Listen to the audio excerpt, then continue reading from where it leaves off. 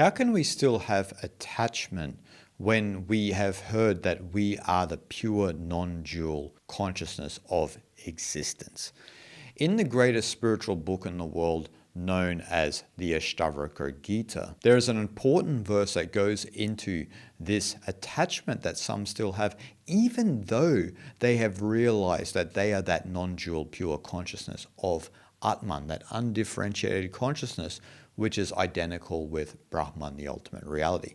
So let me read you this very important verse on the nature of attachment in relation to the pure consciousness that we are.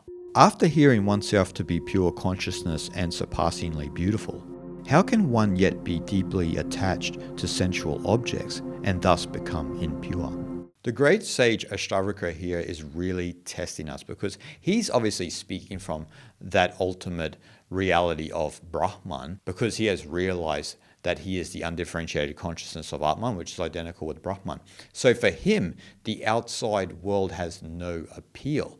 He has completely transformed his entire being through vairagya, complete dispassion towards worldliness. And so sense objects and worldly dramas and this and that do not hold any appeal for him, because they are all illusory.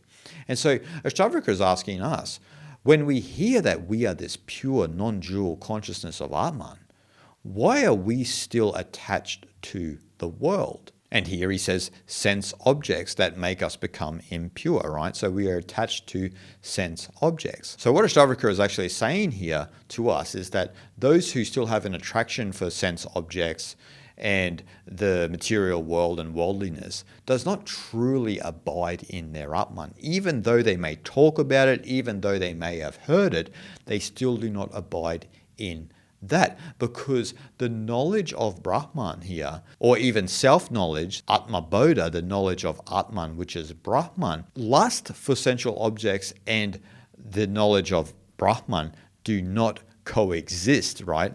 They do not share the same space. So a true knower of Brahman cannot be attached to anything, cannot be drawn to anything, right? Because for them, everything is beautiful, because they understand that oneness is the true reality. So they cannot find anything in the dualistic world that is beautiful and attractive that evokes a lust to have that sense object, right? Because they are not under the influence of the external world. So nothing to them can be attractive, because for them, they abide as the Atman. And from the Atman, the unassociated bliss of Ananda arises. And so they just abide in that, because that is the ultimate existence of Brahman. And so what carrot could we dangle for someone like Ashtavakara out here? It has no power over him. And it doesn't have any power over all the great sages who have realized their true nature. And so in this verse, Ashtavakara actually mentions impure. Now, impure here is in relation to that lust for sensual objects.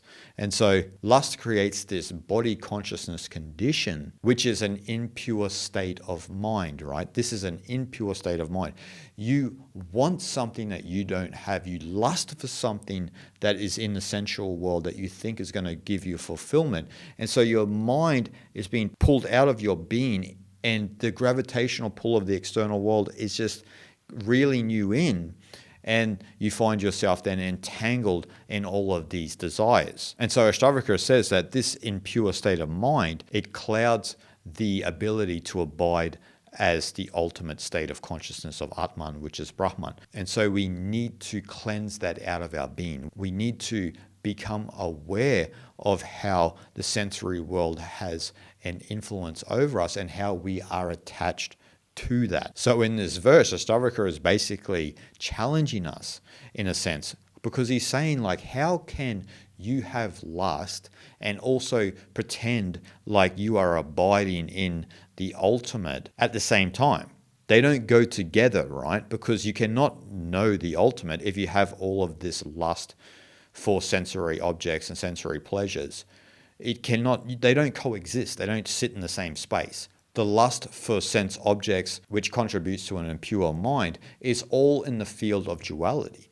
When you're abiding in the Atman, there is nothing else that you need, because there isn't anything to gain from there. You are it. But when we're operating from that impure state of mind, we're operating from this inferior kind of scarcity state of mindset where we think we don't have everything we already need. And so Ashtavakara is trying to reorient our awareness back within ourselves to say, you have everything you need. You are actually it. And once you realize that you are actually it, then all of this will drop away. And then you will finally realize that you are verily the Atman, which is Brahman. Shanti, shanti, shanti.